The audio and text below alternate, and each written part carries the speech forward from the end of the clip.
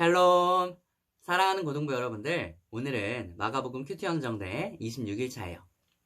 어린이처럼 이라는 제목으로 마가복음 9장 30절에서 50절까지의 말씀을 함께 나눠볼게요. 오늘 본문 다 읽고 오셨죠? 네. 지난 시간에는 예수님께서 말 못하게 하는 귀신 들린 아이를 치유해 주신 이야기를 나누어 보았어요. 예수님은 마음 가운데 불신이 있는 아이 아버지의 믿음을 붙들어 주시고 그 아이를 치유해 주셨어요.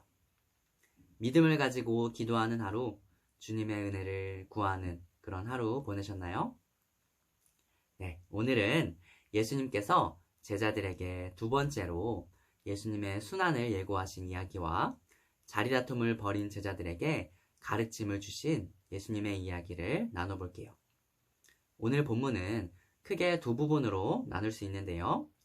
30절에서 32절 말씀과 33절에서 50절까지의 말씀이에요.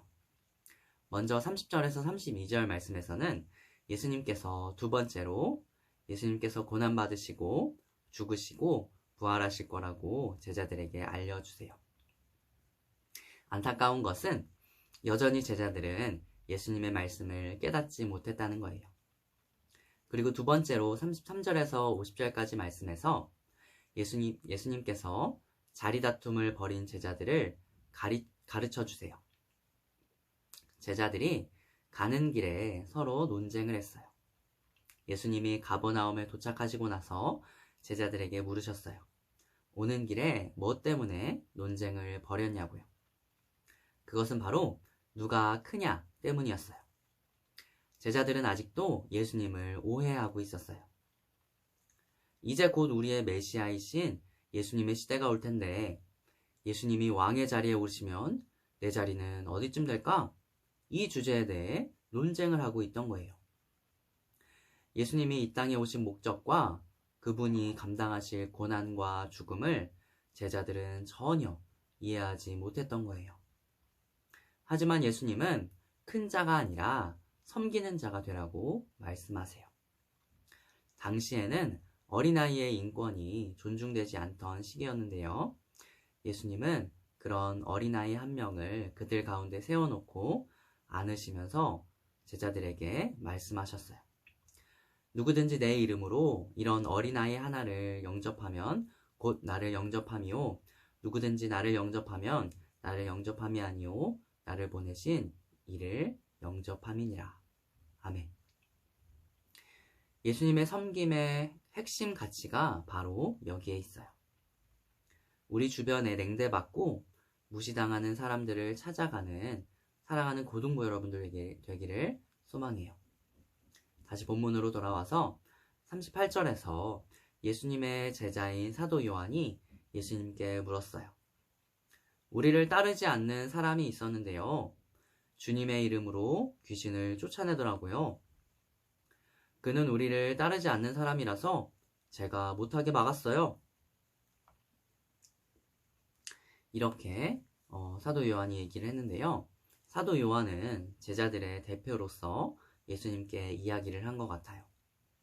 제자들은 예수님을 매일 쫓아다니는 최측근이라고 했지만 귀신을 내쫓지 못했어요. 예수님의 이름으로 귀신을 내쫓은 이 사람의 모습과는 너무나 다른 모습이에요. 요한이 이렇게 이야기를 한 것은 우리는 못하는데? 하는 영적인 질투심일 수 있고요. 또 한편으로는 우리의 울타리가 아니면 안 돼 하는 배타적이고 적대적인 표현일 수 있어요. 그런데 예수님은 막지 말라고 말씀하셨어요. 예수님을 반대하지 않는 자는 예수님을 지지하는 자와 마찬가지라고 말씀하시면서 예수님의 사람이라고 해서 물을 베풀어주는 사람이 있다면 그는 상을 잃지 않을 거라고 말씀하셨어요. 반대로 이 작은 자 가운데 하나라도 실족하게 하면 연자맷돌을 달고 바다에 빠지는 편이 낫다고 말씀하셨어요. 연자맷돌은 나귀가 빙글빙글 돌면서 굴리는 큰 맷돌을 의미하는데요.